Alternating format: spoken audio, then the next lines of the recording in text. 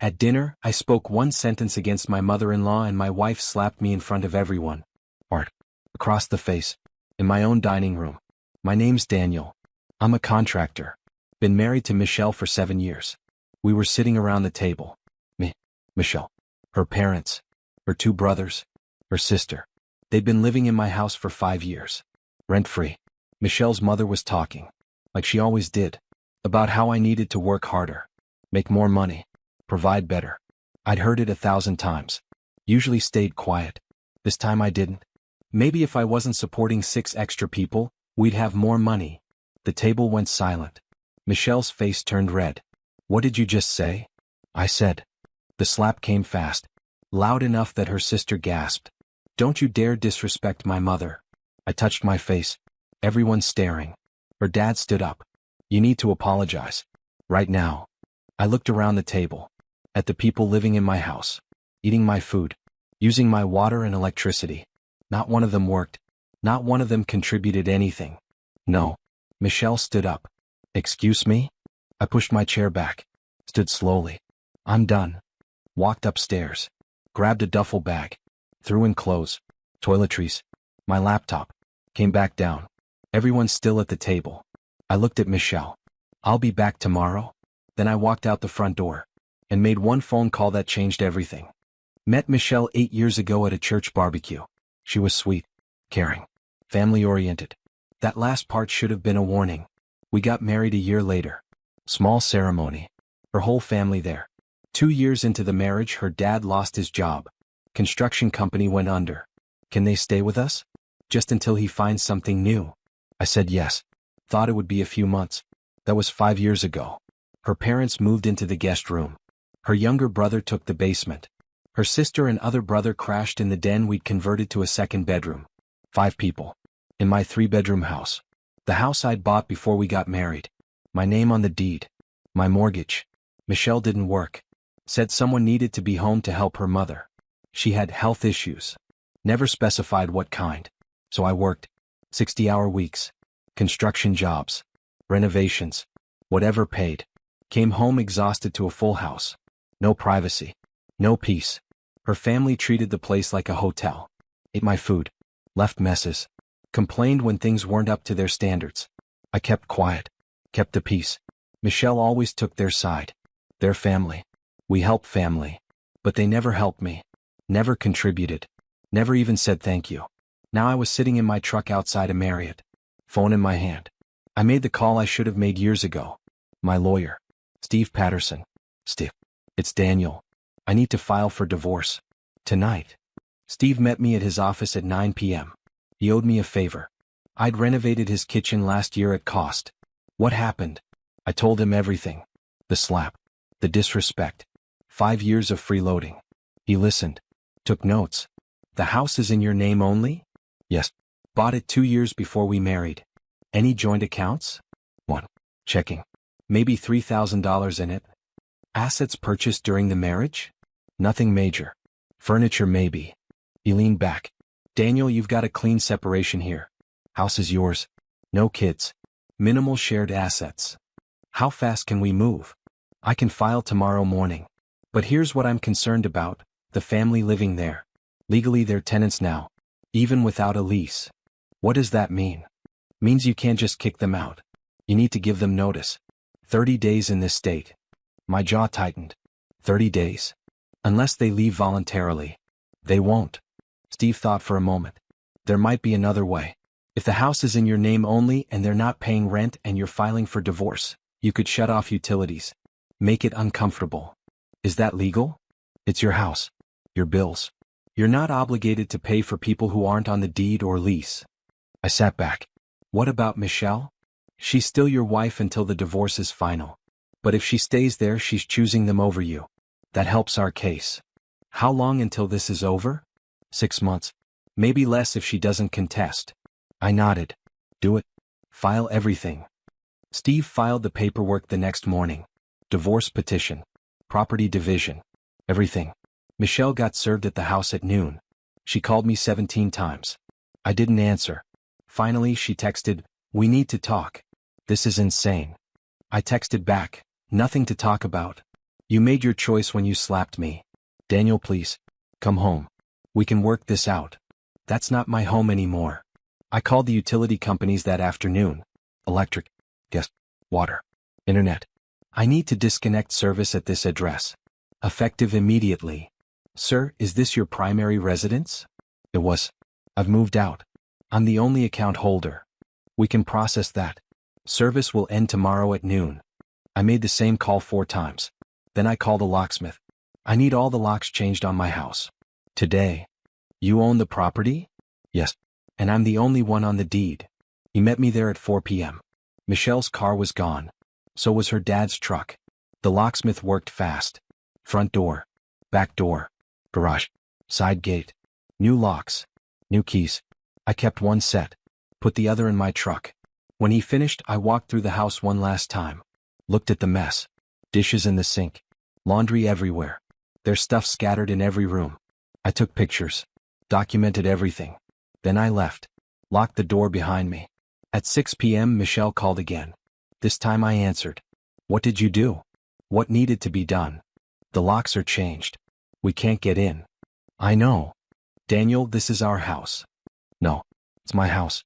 And you're not welcome there anymore. Michelle was screaming now. You can't do this. My family has nowhere to go. Should have thought about that before you slapped me. They'll freeze. The heat's not working. I shut it off, along with the water and electric. Silence. Then her voice dropped. Colt, you're going to regret this. I already regret the last 5 years. She hung up. 10 minutes later, her father called. I let it go to voicemail. You spineless piece of shit. Locking us out of our home. We'll sue you. We'll take everything. Deleted it. Her brother texted threats. Her sister called crying. Her mother left a long voicemail about what a terrible husband I was. I blocked all of them. Only person I didn't block was Michelle. Needed to document everything she said for the divorce. Steve called that evening. They contacted my office. Said you illegally evicted them. Did I? No. It's your house. You gave them free housing. You can revoke that anytime. But they're threatening to claim tenant rights. Let them try. They also said you stole their belongings. Everything in that house is mine. I have receipts. Good. Keep those handy. That night, Michelle sent a long text. Please. I'm sorry about the slap. I was wrong. But you can't punish my whole family for my mistake. They have nowhere to go. My mom's sick. My dad's looking for work. Just let us back in. We'll figure something out. I read it twice. Typed one sentence back. You chose them. Now live with them. She didn't respond. The next morning I drove past the house. 3 cars parked in the driveway. Sleeping in vehicles. I kept driving. 2 days later, Michelle showed up at my job site. I was framing a deck when I saw her car pull up. She got out. Eyes red. Hair messy. Daniel, please. We need to talk. I set down my hammer. I'm working. This can't wait. My crew was watching. I walked over to her car. Kept my distance. What do you want? My family's staying in a motel. It's $90 a night. We can't afford this. Not my problem. Daniel, they're my family. And I was your husband. You hit me. In front of all of them. Nobody said a word. She looked down. I know. I'm sorry. Sorry doesn't cut it. What do you want me to do? Sign the divorce papers. Move out. Take your family with you. We have nowhere to go. You had 5 years to figure that out. While living rent-free in my house. Her voice cracked. I made a mistake. One mistake. No. You made a choice. You've been making that choice for 5 years. Picking them over me. Every single time. That's not fair. What's not fair is working myself to death for people who don't respect me. She wiped her eyes. If I sign the papers, will you let us back in? Just for a month? So we can find a place. I looked at her. Really looked at her. 5 years. 5 years of being treated like an ATM. No. Daniel? The answer's no. The house stays locked. You stay out. That's final. She started crying harder. Please. My mom. Your mom should have raised you better. I walked back to my crew. Didn't look back. Michelle's family tried everything over the next 2 weeks. Her dad showed up at my job site. Security had to escort him out after he started yelling. Her brother posted on Facebook calling me abusive. Said I threw a disabled woman and her family onto the streets. It went semi-viral in our town. I got messages from people I barely knew. But then my friends started responding. People who'd seen me supporting that family for years. Who knew the truth. The narrative shifted. One of my crew members posted, "Daniel fed that family for 5 years while they sat on their asses. He's the kindest guy I know. They're lucky he didn't charge them back rent." The comments turned. People asking Michelle's family why none of them worked. Why they lived off one man for half a decade. Michelle deleted her social media accounts. Her sister got a job at a grocery store. Her brother moved back in with his ex-girlfriend. Her parents found a cheap apartment across town. Michelle finally signed the divorce papers. Met me at Steve's office. Wouldn't look at me. "You ruined my family," she said quietly. "No. Your family ruined themselves." Steve slid the papers across the table. She signed. Pushed them back. "I hope you're happy." I didn't answer. The divorce finalized 6 weeks later. House stayed mine. No alimony. Clean break. I changed every door code. Repainted. Cleaned out all their stuff. Sold most of it. Donated the rest. The house felt bigger. Quieter. Empty in a good way. 6 months after the divorce, I ran into Michelle at a grocery store. She was alone. Looked thinner. Tired. She saw me. Froze. I nodded and kept walking. "Daniel, wait." I stopped. Turned around. "Yeah." She stepped closer. "I need to tell you something." "Okay." "My family, they're not speaking to me anymore." I didn't respond.